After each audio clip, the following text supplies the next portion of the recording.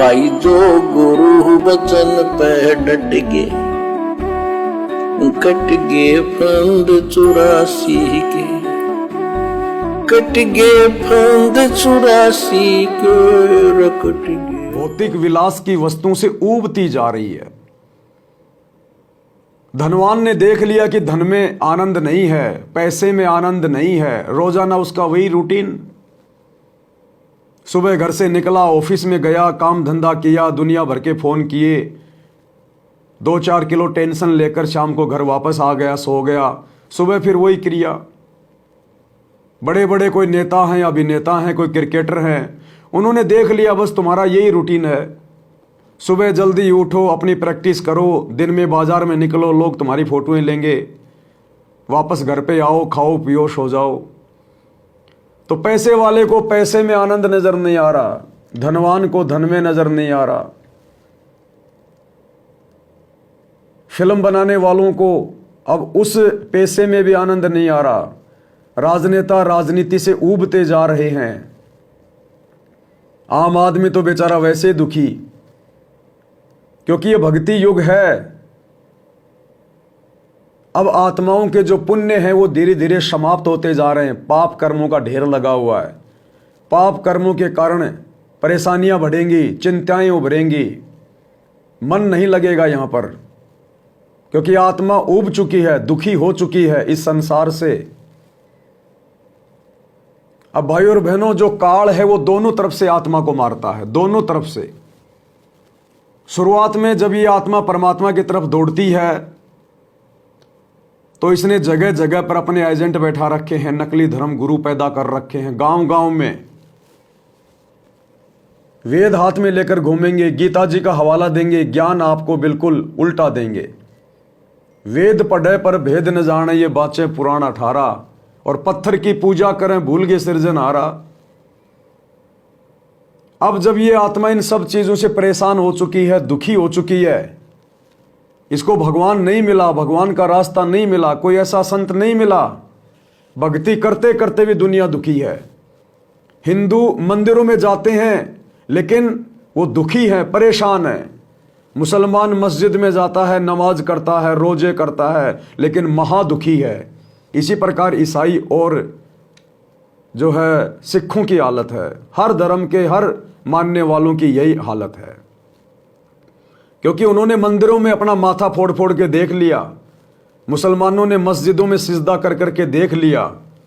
ना किसी अल्लाह के दीदार हो रहे, ना कुछ हो रहा, उल्टा भूत प्रेत परेशान कर रहे हैं। आप मुसलमान भाइयों के जलसे देखते होंगे यूट्यूब पर, किस प्रकार से माइक ले लेके नाचने लगते हैं, हु करने लगते हैं। उनके अंदर भूत प्रेत प्रवेश हो रहे हैं। सत भक्ति किसी के पास है नहीं जिससे कोई राहत मिले। और ये पत्थर पूजने से, मंदिर मस्जिद पूजने से, ये पत्थर पूजना है, इससे अल्लाह नहीं मिल सकता, परमात्मा नहीं मिल सकता। उसके मिलने की विधि कोई और है, वो खुद ही आके बताता है। इस बात का हमें जानकारी नहीं था, हमारे धर्मगुरुओं ने हमारे को नहीं बताई, क्योंकि उनको खुद को नहीं पता था। तो कहने का मतलब है, अब ये आत्मा इस संसार से धीरे धीरे धीरे धीरे ऊबती जा रही है, दुखी होती जा रही है। तभी तो आए दिन लोग फांसी खा खा के मर रहे हैं, आत्महत्या करके मर रहे हैं, जहर पी के मर रहे हैं, सुसाइड कर रहे हैं। जबकि ये मनुष्य शरीर तो सबसे उत्तम है, इसमें हम जो चाहे सो कर सकते हैं, जो मर्जी खाना पीना कर सकते हैं, घूमना फिरना हो जाता है, अपनी दुख तकलीफ किसी के साथ में शेयर कर सकते हैं। जानवरों को तो एक भी सुविधा उपलब्ध नहीं है, फिर भी इंसान सुसाइड कर रहा है, निराशा में जा रहा है, लोगों को माइग्रेन हो रहा है, आदमी एकांत में रहना पसंद कर रहा है। ये सब कुछ क्यों? क्योंकि ये भक्ति युग शुरू हो चुका है। ये आत्मा जिस चीज के लिए युगों युगों से तड़प रही है, परमात्मा, अपना घर, अपना पिता, जिसको छोड़ के हम यहाँ के राजा शैतान के साथ में, काल के साथ में आ चुके हैं। अब इस समय हर व्यक्ति उस परम सत्ता की खोज में आगे बढ़ेगा। आने वाले समय में आपको टीवी चैनलों पर डिबेट में भी यही सब कुछ देखने सुनने को मिलेगा, परमात्मा की चर्चा, भगवान की चर्चा। अब ऐसे में होगा क्या आगे? ये चीज समझने की है। अब ये काल फिर से हम लोगों को भुलाने का प्रयास करेगा। अब इसको पता चल गया कि ये चौथा युग कलयुग आ गया, परमात्मा धरती पे आया हुआ है, गुप्त रूप में संत रूप में अपना कार्य कर रहा है, आत्माओं को मेरे लोक से बाहर निकालने का प्रयास कर रहा है, और आत्माएं भी उसके साथ में जाने का प्रयास करेंगी। अब ये क्या करेगा? जो सोशल मीडिया हमें परमात्मा ने दी है, अब ये सोशल मीडिया का दुरुपयोग करवाएगा। अब ये कुछ आत्माओं को आधा अधूरा ज्ञान देके, खिचड़ी ज्ञान देके, जैसे ब्रह्मा जी ने ओम नाम तो ले लिया वेदों से और तप ले लिया इस काल की आकाशवाणी से, और खिचड़ी ज्ञान बनाकर अपने पूर्वज अपने वंशजों को दे दिया। उसके वंशजों ने आगे ये ज्ञान ब्राह्मणों को दे दिया, ब्राह्मणों ने समाज में उतार दिया। इसी प्रकार से अब ये काल तरह तरह के लोग पैदा करेगा जो आधा अधूरा ज्ञान लेके आपको उल्टा सीधा ज्ञान देंगे। कुछ कहेंगे कि मैं परमात्मा हूं, मेरे को परमात्मा मिला है, मैं परमात्मा का काम कर रहा हूं, परमात्मा ने मेरे को निमित्त बनाया है।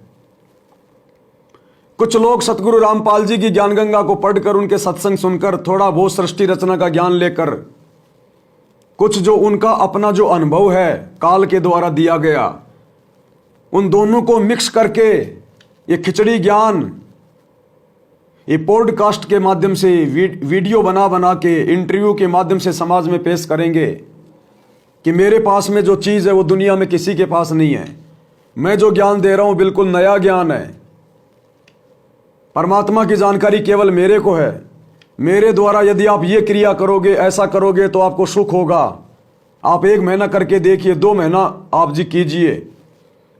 तो तरह तरह के लोग काल प्रेरणा से वर्तमान में पैदा होंगे और उनका एक ही टारगेट होगा कि हम आत्माओं को और ज्यादा भ्रमित कर दें, क्योंकि अब इन आत्माओं को परमात्मा की तलाश है।